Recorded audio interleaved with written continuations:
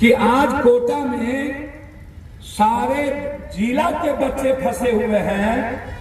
जब आप अपने एमएलए के और एमपी में मंत्री बनने के लिए आप 10 करोड़ रुपया खर्च करते हैं, 5 करोड़ रुपया खर्च करते हैं, 3 करोड़ रुपया खर्च करते हैं। कर्नाटक में एक एमएलए बनने के लिए 250 करोड़ रुपया खर्च करते हैं। मैं जानना चाहता हूं आपसे, आज आपके विधानसभा का 20 लड़का कोरोना में बिना गाड़ी के चुपचाप रो रहा है, सबकी मां चिल्लाती है।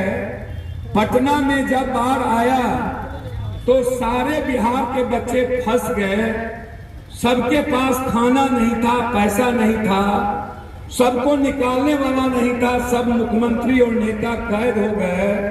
सुशील भाई हमारे घर से निकल के भाग गए, उनके गार्ड को पप्पू यादव को खाना पहुंचाना पड़ा।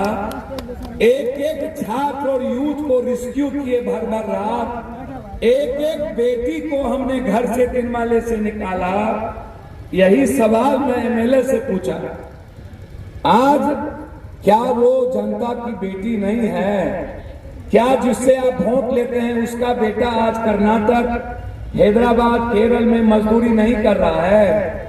1.25 करोड़ मजदूर किशनगंज, पूर्णिया, अररिया, कटिहार, सुपौल के बच्चे बाहर में काम करते हैं। जब कोरोना आया था तो 3 दिन के बाद बिहार के मजदूर के पास खाना नहीं था। पूरे दिल्ली में हम पर 22 केस हुआ। कोई ऐसा मजदूर चाहे बंगाल का हो, यूपी का हो, बिहार का तो छोड़ दीजिए, सारे मजदूरों के घर पर जाकर राशन पहुंचाना 3-1.5 महीने का, हाथ में पैसा 2000 रुपया देना। जो जितने लोग पैदल चल दिए थे, गाड़ी नहीं थी, 40 किलोमीटर तक हर लोगों के हाथ में 1000-2000 रुपया देकर, झोला में पानी 4 देकर, पाव रोटी देकर हमने बिहार विदा किया। 30 ताली मत बजाइए, एकदम कोई ऐसा व्यक्ति, एमएलए एमपी का मतलब क्या होता है? सिर्फ वोट पे 500 रुपया खर्च करना। एमएलए एमपी का क्या मतलब होता है कि एमपी एमएलए मंत्री बनने के बाद जनता के जेब पर नजर रखना। एमएलए एमपी का क्या मतलब होता है? मतलब होता है कि हर व्यक्ति की मदद, हर व्यक्ति की खुशी, हर बिना किसी जाति धर्म पूछे कौन आपका वोटर है, कौन आपका वोटर नहीं है। आपका जो वोटर है आप उसको बहुत मानिए, आप उसको भगवान रख लीजिए, लेकिन आपके क्षेत्र में जो कोई और भी जाति के वोटर है, हो सकता है आपको वोट नहीं देता, क्या उसको न्याय तो मिलेगा ना आपसे? नहीं दीजिए, राजनीति उसके साथ ना हो। लेकिन जब कोई बच्चा बीमार हो, जब कोई माँ बीमार हो, जब कोई पिता बीमार हो, जब किसी के घर में शादी के लिए दुख हो, श्राद्ध में दुख हो, जब आर्थिक रूप से संकट में हो कोई परिवार, तो वहां राजनीति नहीं की जाती, वहां सिर्फ इंसानियत देखा जाता है, वहां सिर्फ इंसान के लिए जिया जाता है। पप्पू यादव ने इस देश के 140 करोड़ लोगों के लिए हमने जीने का प्रयास किया। हमारी औकात नहीं है कि मैं सब तक मदद पहुंचा दूं, लेकिन इतनी औकात तो है हमारी कि जो संकट में रहेगा उसका आंसू पोंछ पाऊं, उसकी मदद कर पाऊं, उसके लिए जी पाऊं, उसके साथ खड़े रह पाऊं, उसके संकट में पप्पू यादव रात के 2 बजे पहुंच पाए। यह देश का पीएम कभी क्यों किसी से बात नहीं करता? इस देश का मोबाइल बंद कर, ए भैया क्या करते हैं? इस देश का मुख्यमंत्री जी, कभी आप किसी से आंख मिलाए, कभी आप किसी के गले लगे, कभी आप किसी को अपने बच्चे की तरह प्यार किया, कभी आप किसी को पिता की तरह पैर छुए, कभी आप किसी मां के आंगन में देखे कि उसकी जिंदगी कैसे है? 7.5 करोड़ मात्र एसी है इस देश में। मोबाइल हो जाना, किसी के हाथ में मजदूरी करके कभी आपने देखा कि 5 इंच के दीवार के भीतर उसके पास अपनी मां के इलाज के लिए पैसा है कि नहीं? उसकी बहन के लिए जीवन में कुछ है कि नहीं? एक मोटरसाइकिल किसी तरह से कोई खरीद लिया, उसको आप गरीब समझिए। 84 करोड़ लोग, आपको आश्चर्य होगा, भारत में आजाद हिंदुस्तान के बाद देश का पीएम लाल किला से, नुमान भाई आइए ऊपर, देश का पीएम लाल किला से क्या कहता है? लाल किला से कहता है कि 5 किलो अनाज में आपको भेज दिया। ये 5 किलो अनाज पीएम साहब, सीएम साहब, यदि किसी एमपी के बेटा बेटी और आपको भेज दिया जाए, मुंशी जी, सरपंच साहब, बाबू भेज दिया जाए, तो हमको आप एक बात बताइए, क्या आपका बेटा जी लेगा? मेरी दिल्ली हम ही से म्याऊं, मेरा ही पैसा, मेरे ही टैक्स का पैसा और मेरा ही 5 किलो अनाज आप एफसीआई गोदाम से उठाते हैं और वही अरवा चावल को आप हमको देकर और फिर कोटा में लेकर के दोबारा फिर भेजते हैं और आप कहते हैं कि 5 किलो अनाज गया ना। मतलब भारत के 140 करोड़ लोगों में 84 करोड़ लोगों को अरवा चावल भेज के हम वोट लेते हैं और इस भारत के लोग 5 किलो अनाज पर भावना में बहकर या याद करके वोट दे देता है। 5 किलो अनाज आए गए। आप हमको बताइए, 92% भारत के लोग मात्र 6,000 रुपया कमाता है महीना। ये 6,000 रुपया महीना कमा करके क्या पप्पू यादव का बेटा बरिस्ता में कॉफी पी लेगा? क्या पप्पू यादव का बेटा या किसी एमएलए एमपी का बेटा क्या केएफसी में जाके लेग पीस खा लेगा? क्या किसी बड़े घर का बेटा, क्या इस मिडिल क्लास और किसान और गरीब के बच्चों को क्या बर्गर खाने का शौक नहीं होगा? क्या पिज्जा खाने का शौक नहीं हुआ होगा? क्या वो सड़क के किनारे सड़ा हुआ चाउमीन खाकर और सड़ा हुआ पानी का गोलगप्पा पीकर 5 रुपये में अपनी जिंदगी को संतुष्ट कर लेता है और ये नेता अपना पीठ थपथपाता है? कब यह नेता आपसे मिलता है? कोई ऐसा बिहार में आप हमें बताइए, कब कोई ऐसा नाम बताइए जो नेता फोन कर दे किसी पदाधिकारी को। क्या कारण है कि हर चीजों में हमारे अरुण जी बैठे जिला जज, हर चीजों में हमारी बात जरा बताइए कि जब आप लौट जाते हैं, जब आप सीआई कर्मचारी के पास जाते हैं, जब आप बीडीओ के पास जाते हैं, जब आप कोटा में जाते हैं, जब आप प्रमाण पत्र बनाने जाते हैं, जब आप जन्म प्रमाण पत्र बनाने जाते हैं, जब आप आय प्रमाण पत्र बनाने जाते हैं, तो आपसे पैसा 400 रुपया, 300 रुपया।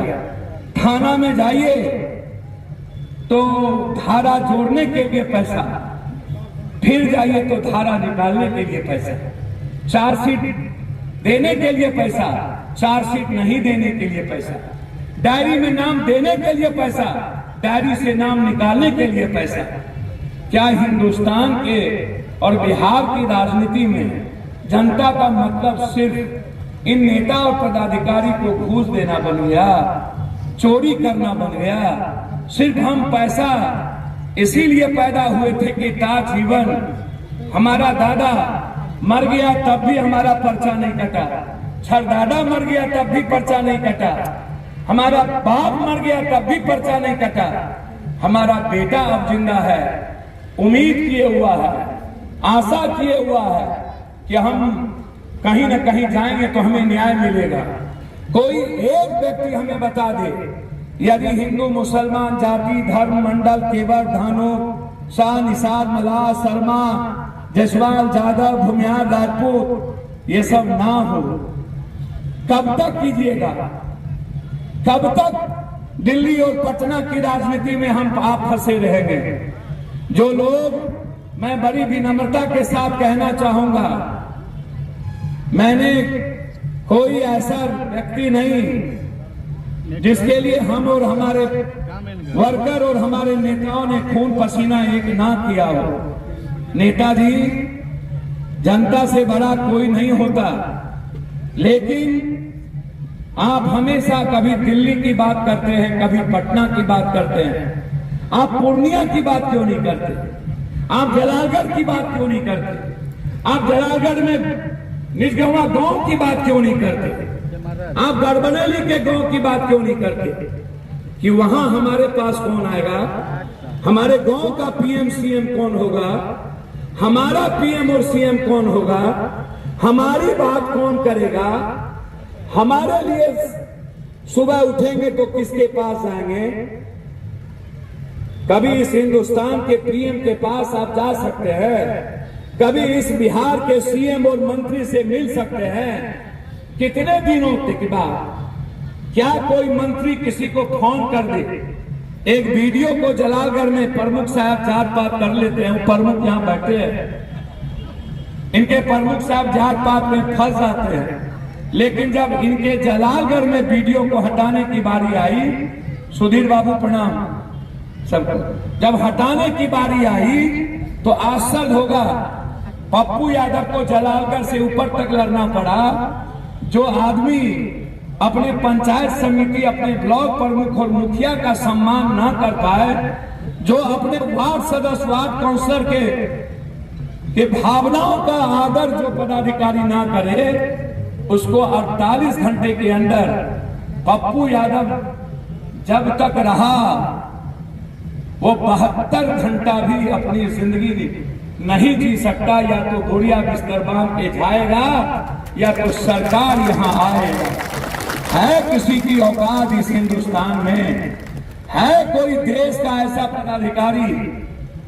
नीतीश कुमार जी भी फोन करते हैं, मैं भी फोन करता हूं, वो मुख्यमंत्री हैं। नीतीश जी और पीएम साहब, आप होंगे प्रधानमंत्री, आप संवैधानिक प्रधानमंत्री और मुख्यमंत्री हैं, जिसका फोन कभी नहीं सुनता है पदाधिकारी। हम जनता के बेटे हैं, फोन करने के बाद नहीं सुनेगा, या तो हम रहेंगे या तो वो रहेगा, तो ही बात होगी। आपका नहीं सुनता है कोई ऐसा अस्पताल। आप याद करिए भारत का, जहां किसी की मां, किसी का पिता, मैं रहूं ना रहूं दिल्ली में, मैं रहूं ना रहूं पटना में, इस बिहार का हर अस्पताल पे दस्तखत लिखा हुआ है कि किसी का फोन आए मत उठाना, सिर्फ एक आदमी का फोन उठा के काम तुरंत कर देना, उसका नाम है पप्पू यादव। यदि वो नहीं करेगा तो पप्पू यादव 12 घंटे के अंदर 7 लाख ले लो। हमको जेल क्यों भेजा कोरोना में? हमने क्या गुनाह किया था? 3 महीना पहले कोरोना में हम दिल्ली में घूम बांटे, और दूसरा कोरोना में हम पटना आए। पटना में कोई अस्पताल बिहार का नहीं है जहां नहीं गए। 7 लाख, 10 लाख, 12 लाख, 6 लाख, 3 लाख का पुर्जी, 46 लाख लोग मरे। सारा लाश पप्पू यादव अकेले उठाया। मां ने बेटा का लाश छोड़ दिया, बैठे नहीं, बाप ने मां का लाश छोड़ दिया, पप्पू ने उठाया। मेरे मुंह में ग्लव्स नहीं थी। हमने कहा पॉजिटिव जिंदगी जियो, सिर्फ इंसान के लिए जियो। हमारे साथ रहने वाला ना कोई गार्ड कोरोना में आया, ना मेरी पत्नी, ना मेरा बेटा, ना मेरी मां, ना मेरा भाई, ना मेरा दोस्त, ना मेरा ड्राइवर, ना मेरा पीए। मेरे साथ में रहने वाला एक भी आदमी कोरोना से पीड़ित नहीं हुआ। और हम 3 महीना बिहार के सड़कों पर रहे। एक भी अस्पताल में किसी को ज्यादा पैसा नहीं लगने दिए। हर नेता के घर से 50-60 हमने एम्बुलेंस निकाला। हर नेता के अस्पताल में जाकर के गरीबों का इलाज मैंने दम पे करवाया। नतीजा क्या हुआ? क्या ये जिम्मेदारी सारे एमएलए एमपी की नहीं थी? ये ढोल बंद करवा दीजिए, ढोल बंद करवा दीजिए। क्या ये जिम्मेदारी नहीं थी? आप हमको बताइए ना। जब हम 3 ट्रेन लेकर के कोटा गए थे और बिहार के सारे बेटी और बेटा को लेकर के ट्रेन से हम आए, सब लोगों ने कहा कि पप्पू यादव कैसे होगा। पूरा बिहार का माँ बाप सोशल मीडिया पर पप्पू यादव मेरे बच्चों को ला दीजिए। मैंने मुख्यमंत्री प्रधानमंत्री से 10 बार हमने बातचीत की होगी कि प्लीज बिहार सारे राज्य के बच्चे आ गए हैं कोटा से, प्लीज मेरे बिहार के बच्चों को आप ला दीजिए। 1.5 महीने तक छोड़ दिया सबको। अंतिम में पप्पू यादव को इसी पीएम को अपने पैसा देकर ट्रेन भाड़ा करना पड़ा, तब हम लेके बिहार आए सारे बच्चों को। क्या ये एमएलए एमपी की जिम्मेदारी मात्र 5 बस भेज देते, 2 बस भेज देते? जो बंबई में पप्पू यादव ने 150 बस दिया, सोनू सूद को मैंने फोन करके बोला कि सर पहली सेवा सोनू ने मेरे ही फोन से शुरू की। मैंने कहा कि हमारे बिहार के बच्चों को भेज सकते हो, मेरा दोस्त है, हम साथ, हमारे बहने और वो दोनों साथ पढ़ते थे, और वहीं से उसने सेवा की। दिल्ली में 1300 बस हमने लगाया। हमने सारे एमपी को कहा कि आप 10-10 बस दे दो। किसी के जेब से 10 रुपया नहीं निकला, और वही आपके एमपी बनते हैं। जो एमपी को मोटरसाइकिल नहीं होता है और वो 100 बीघा जमीन खरीद ले, अरबों खरबों रुपया जेब में कमा ले, क्या एमपी लूटने के लिए होता है कि बांटने के लिए? जो एमपी एमएलए लूटे उसको एक दिन भी बैठने का, रहने का अधिकार नहीं है, और ऐसे लोगों को आपको प्रणाम नहीं करना चाहिए जो सिर्फ जाति के आधार पर और बड़े मियां सब दिल्ली पटना में बैठने उसके आधार पर आपका वोट हासिल करता है, और उसके बाद ना किसी गरीब ना आम आदमी से कौन लड़ा किसान से? पूरे बिहार में अकेला पप्पू यादव। पूरा देश में हरियाणा और पंजाब लड़ा और बिहार में अकेला पप्पू यादव। कोई ऐसा मुद्दा आप बताइए, कोई ऐसी घटना बताइए जो आपके यहाँ छोटी बड़ी घटना घटी हो। पप्पू यादव 12 घंटे के अंदर आपके यहाँ ना पहुंचा, तो क्या मतलब? पूर्णिया वाले हमको आप भगाए नहीं थे, हम लिफाफा छाप के चलते मुश्किल से हम 11,000 वोट से हम हार गए, और झोपड़ी के बदले लिफाफा को 64,000 से ज्यादा वोट, लगभग 1 लाख के नजदीक वोट आ गया। नतीजा हुआ कि पप्पू यादव को पूर्णिया परिस्थिति जन मधेपुरा का सीट खाली हुआ, और वहां कोई व्यक्ति लड़ने के लिए परिस्थिति में तैयार उस वक्त नहीं थे दूसरे लोगों से, और पप्पू यादव को लड़ना पड़ा। हम इस मामले में लकी हैं, या हम इस बात को समझते हैं कि पूर्णिया में जन्म लिए, और जिस तरीके से आज देश भर में, आज दुनिया सबसे ज्यादा याद करिए, जब मेरी गिरफ्तारी हुई थी तो पूरा विश्व ने लिखा था जस्टिस पप्पू। दुनिया में आज तक ऐसा किसी के लिए नहीं लोग लड़ा। याद करिए, जब हम समाप्त हो गए थे, शरीर में ब्लड नहीं था, पटना के बार में डॉक्टर ने जवाब दे दिया कि नहीं बचेंगे। हमने कहा आप चिंता छोड़ दीजिए, जब तक बार है खाना हम पहुंचाएंगे, दफन हो जाएगा, हो जाएंगे। कहाँ कुछ हुआ? ब्लड चेंज हुआ बीएल कपूर में, हमारे पस निकाले गए, कहाँ कुछ हुआ? कब होगा? मैं नहीं मानता हूं जो कभी किसी इंसान की सेवा करता है और बिना जाति धर्म भर के, बिना नफरत के, बिना किसी अहंकार के, सिर्फ भगवान समझ करके मदद करता है, पैर छूता है, उसको दुनिया में कोई भी चैलेंज नहीं कर सकता। एक ईमानदार आदमी को आप देखते हैं, एक भी भारत का पीएम और सीएम ईमानदार क्यों नहीं होता है? इन सबको पैसा ही क्यों चाहिए? अरबों खरबों रुपया, क्योंकि इन्हें राजनीति करनी है। हम इसीलिए आपके बीच आज विकट परिस्थिति में कस्बा के साथियों ने, कस्बा के हमारे बहुत सारे बुजुर्गों ने, वर्तमान मुखिया ने, पूर्व मुखिया ने, बहुत सारे वर्तमान प्रमुख, पंचायत समिति, पुरानी बातों के जज्बात के साथ आज जो वार्ड काउंसलर से लेके हमारे परिवार के सारे लोग घर से निकल करके आप कस्बा आए। मैं जानता हूं, मैं हमेशा कहता हूं कि चाहे हमने शुरू की कोढ़ा से, कोढ़ा के लोगों ने बिना देखे सैलाब उमड़ा, जब हम बरसात हो रही थी 5 दिनों तक, और जिस तरीके से रुपौली, भवानीपुर, बरारा के लोगों ने गांव घर नहीं छोड़ा, गली, सभी जाति धर्म के लोग पागल थे, रात हम वहीं थे, कभी हमें रहना पड़ता है। कल फतवा में एक दलित परिवार के मां के मुंह पर पेशाब कर दिया, 1500 रुपये के चलते नंगा घुमाया, कल भर दिन वहां लड़ना पड़ा। फिर रात में हम रुपौली थे, परसों 2 मजदूर को बंजारी सीमेंट फैक्ट्री में मार दिया गया, वहां थे, उनके परिवार में खाने तक के लिए कुछ नहीं था, 10 लाख रुपया पहुंचाना था। लोगों ने, दोस्तों ने, सबने मदद की, और हम दोनों को, दोनों मजदूर को जिंदगी जीने के लिए मैं हमेशा कहता हूं, अरे यार पैसा रह के क्या करेगा।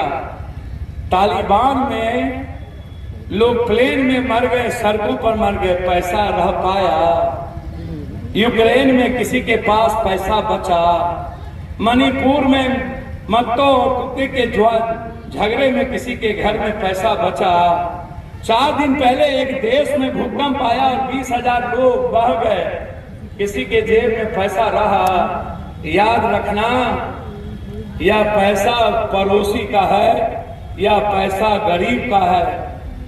तुम्हारे पास पैसा हो न हो, पप्पू यादव जब तक जिंदा है, पैसे के अभाव में हिंदुस्तान के किसी एक गरीब को मरने और उसको अभाव में जीने पप्पू यादव ने नहीं दिया। मैं जब तक हूं, मेरा शरीर, मेरा चमड़ी, मेरा खून, मेरे मन पर, तन पर, धन पर, परिवार पर, मेरे सब कुछ पर आपका हिस्सा है। हम क्या करेंगे लेके। हमारी माँ कभी कभी कहती है, मेरा ननिहाल बगल में छोड़ा, कि तू तो सभ्य बेच देगी, थोड़ा कुछ मतलब नहीं छो। हम माँ से कहते हैं हमेशा कि याद रखिएगा माँ, इंसान है तो भगवान है, इंसान नहीं जिंदा है तो भगवान भी नहीं है। इंसान के लिए जीने की आदत कोई तो डालेगा। और हमने कभी राजनीति नहीं की, हमको कभी राजनीति नहीं आई, हमें कभी दोगलई नहीं आई। हमेशा एक विचारधारा से हम चले, हमेशा हमने मोहब्बत बांटा, हमेशा नफरत बांटने वालों के खिलाफ हम जंग लड़े, हमेशा समाज बांटने वाले के खिलाफ हम उसके खिलाफ जितना महाभारत में लड़ता होगा उससे ज्यादा लड़े। हमेशा उस ताकत के खिलाफ हम लड़े जो ताकत किसी कमजोर और मिडिल क्लास के परिवार को उसके जीवन में दखल देता है। हमेशा अपराधी माफिया को चैलेंज किया हम इस बिहार में। कभी मुजफ्फरपुर बंद करो, कभी कटिहार में गोली चली, 12-6 लोग, 3 लोग, 4 लोग मर गए, वहां जाओ। कभी डालमिया नगर में बचाओ, कभी राजीव नगर, नेपाली नगर बचाओ, कभी कहीं बचाओ। हर शहर को बचाने का नाम पप्पू। और ये नाम किसने दिया? ये नाम पूर्णिया ने दिया, ये नाम आपने दिया, ये लड़ने की ताकत आपने दी है, ये लड़ने का जज्बा आपने दिया है, ये मदद और सेवा करने का जज्बा आपने दिया है। आपसे हम जीते हैं, आपसे मुस्कुराते हैं। हमें बात करनी चाहिए। हम हमेशा बिहार सरकार से कहते हैं, जनता को क्या चाहिए? जनता को चाहिए आर्सेनिक और आयरन पानी ना हो, दम्मा, कैंसर, टीबी ना हो, हैजा पानी से ना फैले। जनता को चाहिए भोजन, वस्त्र, चिकित्सा, आवास, शिक्षा। और आप बोझ बन जाते हैं, आप खैरात समझते हैं जनता को। हमेशा मैंने देश के सीएम पीएम से यही बात कही कि हम गढ़बनेली के हाई स्कूल को दुनिया का नंबर हाई स्कूल बनावे। हम ऐसा हाई स्कूल बनावे कि जहां पीएम का बेटा और गरीब का बेटा एक साथ पढ़े और 1 रुपया किसी को खर्चा पीजी तक। आप आज कितने भारत में लोग बेरोजगार हैं? 24 से 29% यूथ प्रणाम धूप में खड़ा हो इन्हों प्रणाम सब लोग। 24 से 29% यूथ, 42% बेरोजगार है। बेरोजगार काहे उसकी चिंता हम नहीं करते हैं? काहे? हमारी लड़ाई उसके लिए होनी चाहिए। हमसे किसी ने पूछा आप क्या कीजिएगा? हमने कहा जो बिना एमएलए एमपी के, जो बिना एमएलए एमपी के दुनिया की मदद कर सकता है, कभी सोचिएगा जब उसको सत्ता मिलेगी वो आदमी क्या कर सकता है। बिना किसी सीट के हम जब पूर्णिया हारे थे मधेपुरा, तो हम पटना बाहर आया। 11 दिन पटना के हर घर खाना पहुंचाए, दूध पहुंचाए, पानी पहुंचाए। सारे सीएम सब लोग सो गए। 12वां दिन पीएम का हेलीकॉप्टर आया, मडराने लगा पूरी सब्जी चूड़ा गुड़। 11 दिन तक कोई नहीं था।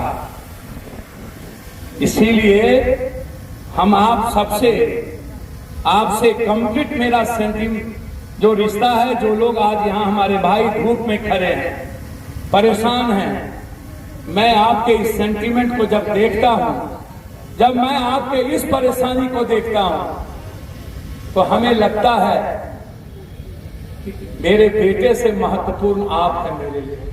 और नेता को अपने घर और अपने बच्चों से महत्वपूर्ण और अपने पैसा, अपने रसूख से महत्वपूर्ण कुछ नहीं होता है। इसीलिए मेरा और आपके बीच का रिश्ता सिर्फ परिवार का है, आंगन का है, हर घर का है। हम इस देश की वो आवाज हैं। जब पप्पू यादव ट्वीट करता है ना, तो भारत सरकार सोचने पर मजबूर हो जाता है। आज तक इतने चैलेंजिंग ट्वीट जब पप्पू यादव किसी शहर में जाता है, तो अपराधी माफिया नेता का नेक्सस शहर छोड़ देता है। जब पप्पू यादव किसी शहर जाता है, तो वहां की बेईमानी और चोरी खत्म हो जाती है। मैं आपको आश्वस्त करता हूं, याद करिए 90 में जब हम पहली बार एमएलए बने थे, 90 में ही हमने चैलेंज लिया था कि मर जाएंगे किसी भी परिस्थिति में। दिल्ली में 6 घंटा बिजली रहे न रहे, पटना में 3 घंटा बिजली रहे न रहे, पूर्णिया दिल्ली भी है, पूर्णिया पटना भी है, यहाँ 23 घंटा बिजली जब तक नहीं रहेगा तब तक पप्पू यादव का माने कुछ नहीं होता। और हम हर 23 घंटे तक बिजली दिए थे। ये औकात आपने हमें दिया, ये हैसियत मेरी आपने बनाई, ये ताकत आपने दी, आपके पिता ने दिया, आपके वालिद ने दिया, आपके घर ने दिया था। और हम लड़े, हम संघर्ष किए, हम डरे नहीं, हम मरने से नहीं डरे। हम हर सिस्टम के खिलाफ लड़े, चाहे वो दिल्ली हो। भारत का कोई गरीब का आशियाना नहीं था दिल्ली में। हमने कहा एक ऐसा आशियाना बनाओ जब गरीब दिल्ली आए तो सीधा कहे कि मेरा घर पप्पू का घर है।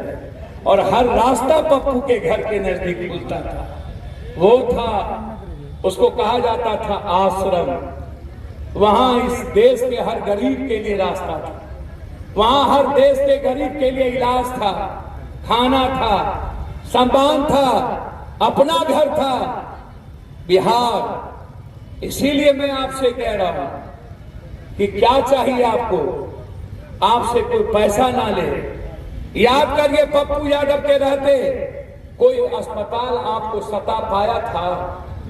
कोई अस्पताल पप्पू यादव के रहते इतना जितना आज बिहार और भारत में अस्पताल आज लूटता है, निजी अस्पताल, क्या लूट पाया था? थी हिम्मत किसी को इतने जांच में पैसा लेने की?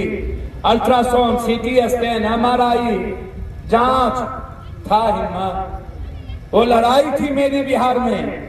28 दिन मेरे खिलाफ सभी लोग हड़ताल किए थे। उसके बाद हम जब नहीं झुके, सरकार ने हम पर केस किया, लालू जी सीएम थे, हम जब नहीं झुके तो सारे सिस्टम को पप्पू यादव की बात माननी पड़ी, बोर्ड लगाना पड़ा। याद करिए, कस्बा हो या जलालगढ़, पूर्णिया हो या बिहार का कोसी सीमांचल का कोई वीडियो, कोई औकात था, एक वर्कर को वीडियो ने कस्बा में तुम कह दिया था। 4 घंटा जेठ महीना में धूप में हमने वीडियो को खड़ा किया था कि तुम जब मेरे गरीब और आम आदमी का सम्मान नहीं करोगे तो मेरा और तुम्हारा सम्मान भी इस जिंदगी में नहीं होगा। हम तुम्हारे खिलाफ गाली नहीं देंगे, लेकिन इतना याद रखना कि मेरे रहते हुए एक अंतिम गरीब का बच्चा भी मेरे लिए भगवान है।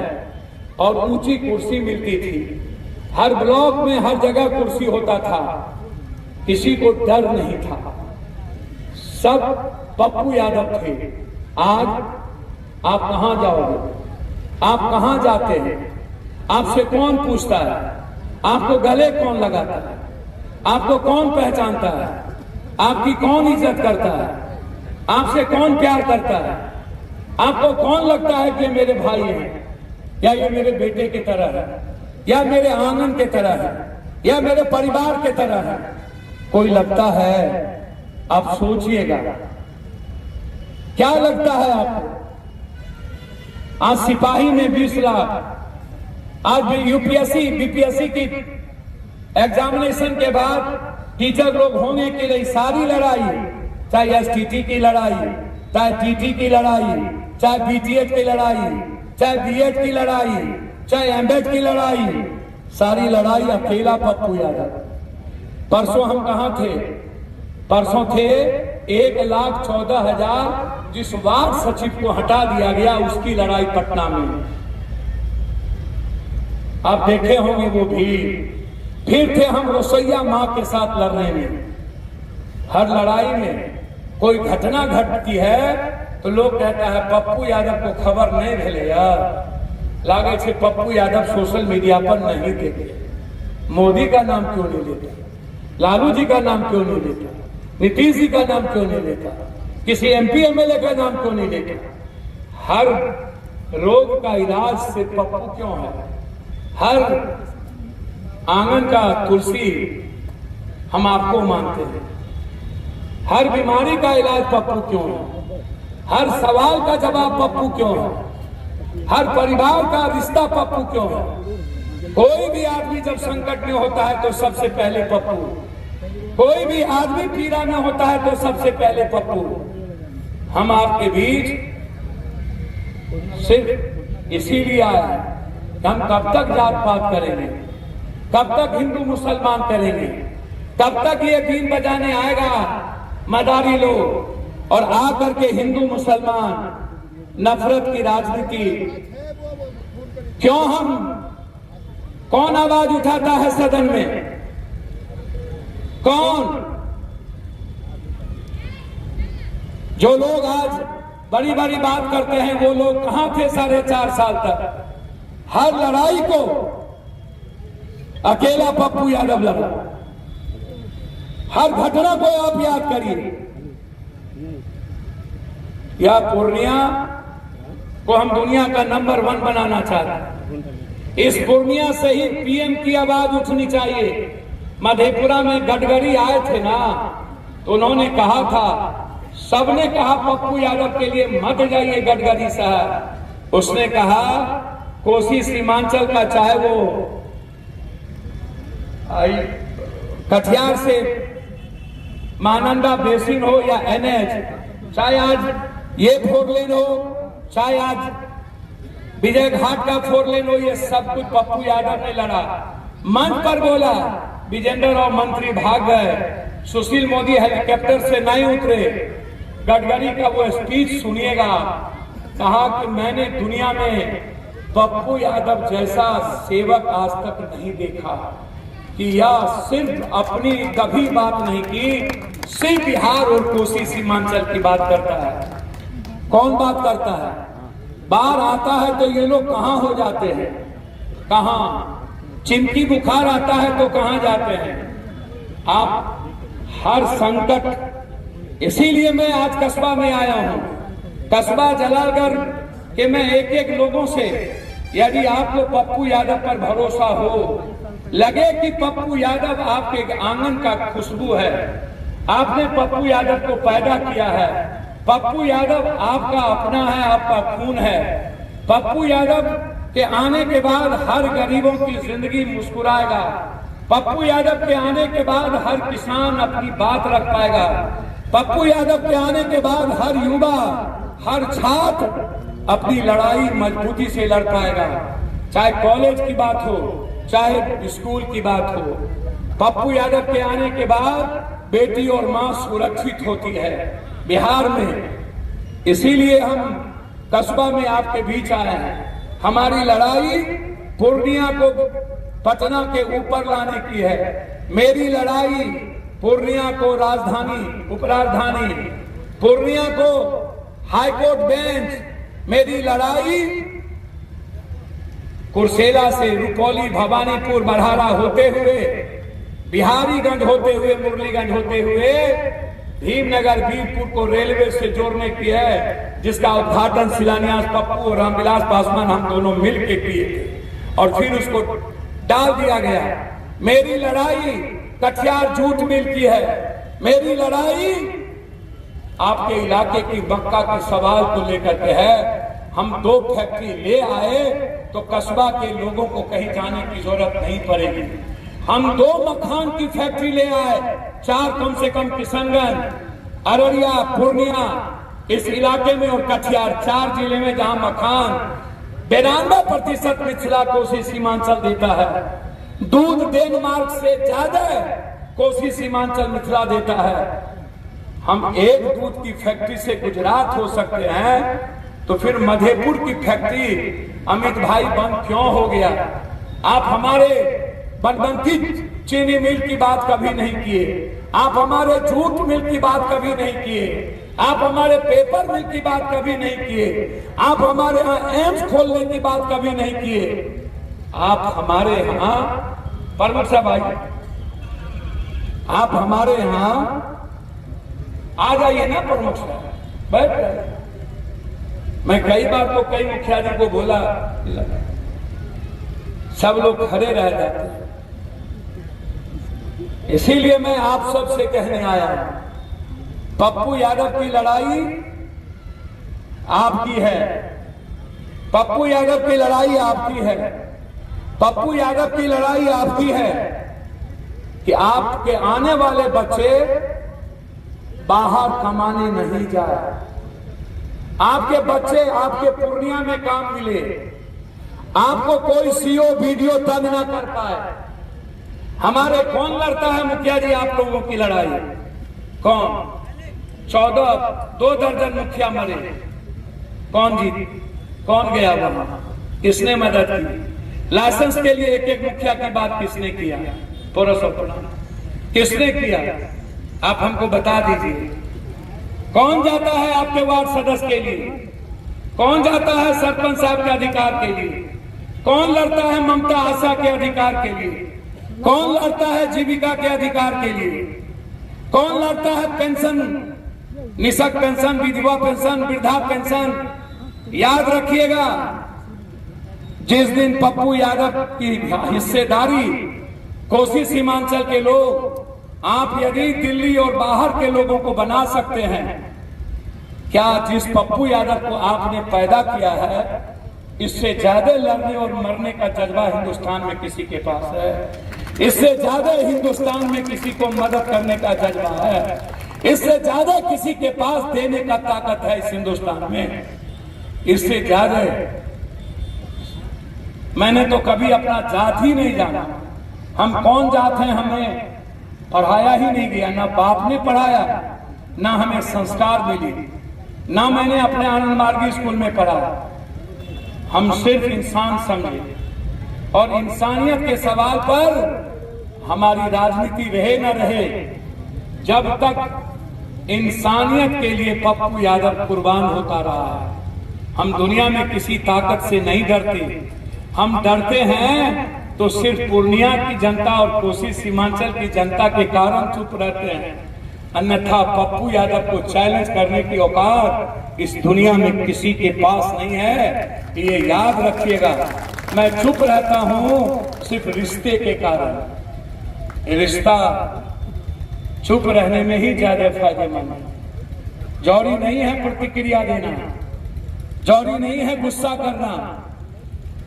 और ये लोग हमें सुनना पड़ेगा एक एक लोगों की बात। हमें डांटेंगे भी लोग, हमें लात भी करेंगे, हमसे लड़ेंगे भी मेरे बच्चे, हमें सुनना होगा। हमको तो कहता है पप्पू भाई, पप्पू रुका ही नहीं। हम तो हर जगह रुकते हैं।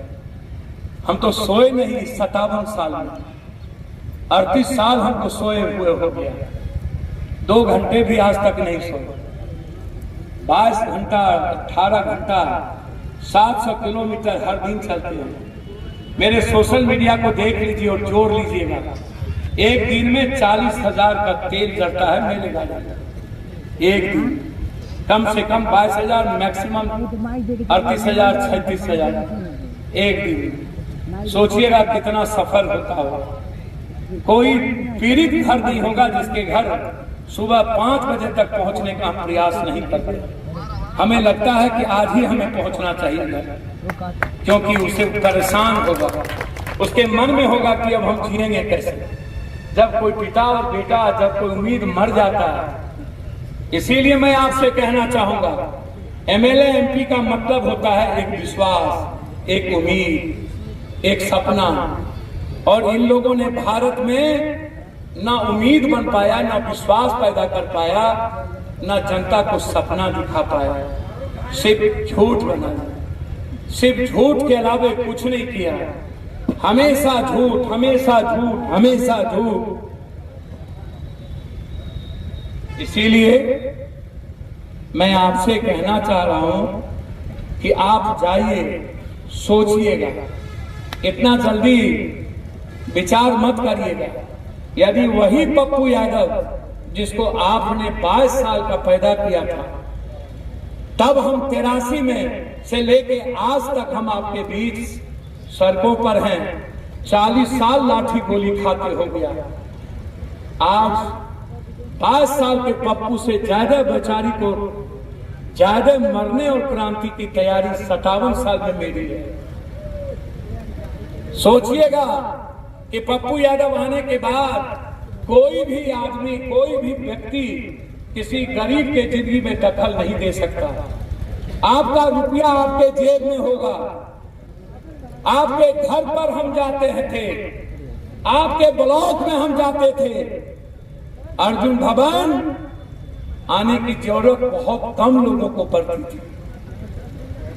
और अब कहां ढूंढते हैं, कहां मिलता है। इसीलिए हम आपके पास आ जाए। हम यह कहने आए कि हम कस्बा बेटे के तरह थे। क्या मैं अपने को कस्बा विधानसभा का बेटा समझने का लायक हूं या नहीं, मैं ये पूछने आपसे आया हूं। क्या मैं कस्बा के भाई के लायक हूं? क्या मैं कस्बा, क्या अपने बेटे को मैं चाहता हूं दिल्ली, पटना, पूर्णिया की धरती बने। आपको दिल्ली पटना ना देखना पड़े, दिल्ली का पीएम और सीएम पूर्णिया के गांव को देखे, ये मैं चाहता हूं। हम चाहते हैं मुख्यमंत्री की आंख खुले तो पूछे पूर्णिया में सब ठीक है ना। हम चाहते हैं प्रधानमंत्री का आंख खुले तो पूछे पप्पू का पूर्णिया ठीक है ना। यही नाम है पप्पू, इसी नाम को आपने पैदा किया है। दिल्ली कोई हो, इस देश का पीएम और सीएम पूर्णिया ही आवाज देगा। पूर्णिया का बेटा पूरे भारत का आवाज है। आप पूर्णिया की आवाज नहीं पैदा करते हैं। दुनिया में सबसे ज्यादा अवार्ड पप्पू यादव को सिर्फ पूरे भारत के आवाम के लिए, मुल्क के लिए बोलने को मिला था। सबसे ज्यादा अवार्ड, सबसे ज्यादा डिबेट पप्पू यादव का, सबसे ज्यादा क्वेश्चन पप्पू यादव का। भारत में ऐसा कोई एमपी 4 बार अवार्डेड नहीं हुआ। ये पूर्णिया की जनता ने ये ताकत दी थी। इसीलिए हम आए हैं आपसे कहने, गठबंधन कोई हम आश्चर्य होता है। 3 बार आपने हमको इंडिपेंडेंट चुनाव जिताया, कभी भी आपने हमसे नहीं पूछा गठबंधन पूर्णिया की जनता से बड़ा मालिक कौन और गठबंधन कौन, पूर्णिया के जाति धर्म मजहब से बड़ा गठबंधन कौन। पप्पू यादव से क्या परेशानी होती है सबको, क्यों डरते हैं? क्योंकि मैं दलाली नहीं करता हूं। आज मैं दोगलई करूंगा, अगला 25 में सीएम हो जाएंगे, देखिएगा आप लोग। कई बार हमसे दोगलई करने का मौका मिला था, हमने नहीं किया। अगले बार हम पूर्णिया लड़ना चाहते थे, लोगों ने कहा कि मैडम रंजीत जी कांग्रेस से लड़ रही है सुपौल और ये सीट कांग्रेस को मिल गया, इसीलिए आप क्या कीजिएगा। धर्म संकट के चलते हमको पूर्णिया छोड़ना पड़ा, हमें मधेपुरा जाना पड़ा, सिर्फ धर्म संकट के कारण। हमेशा कांग्रेस की लड़ाई अकेले पप्पू यादव लड़ी। जब भी सदन में आवाज हुआ, आज 4600 किलोमीटर राहुल गांधी ना चले होते, आज एक लंबी लकीर ना खींची जाती। ये नेता सीखते क्यों नहीं है?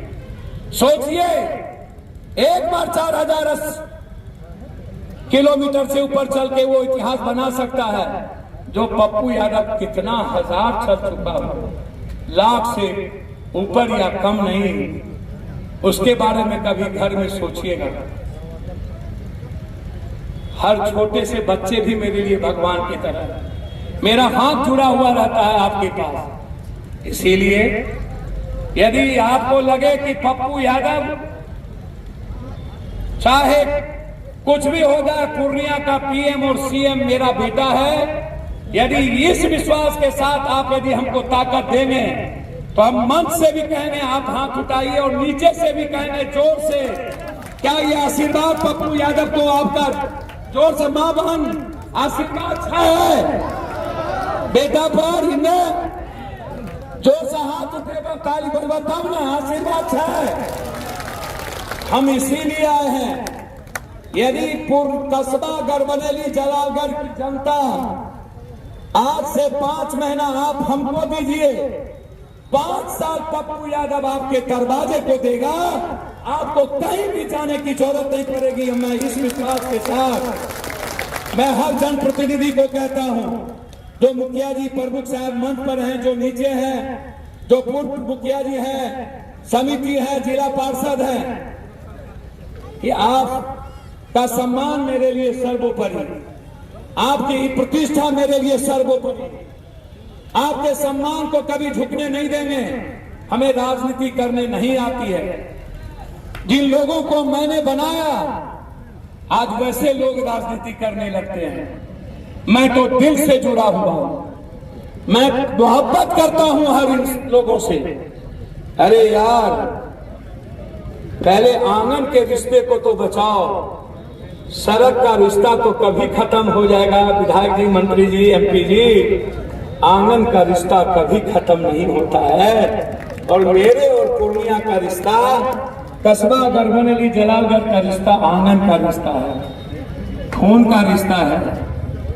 इसीलिए आज जिस तादाद में आप लोग यहाँ आए, एक कस्बा विधानसभा, और जिन बड़े सम्मानित हमारे युवाओं ने, साथियों ने, हमारे कस्बा के युवा दूत, सभी पदाधिकारी, प्रखंड अध्यक्ष, जलालगढ़ के सभी लोग एक एक लोगों से जाके हमसे बात कराए, प्रमुख हर लोगों का, हमारे युवा मोर्चा के अध्यक्ष, युवा शक्ति पप्पू ब्रिगेड के अध्यक्ष, हमारे नेता लोग, हमारे जिला अध्यक्ष, सभी लोग एक एक जगह हमारे चिट्ठी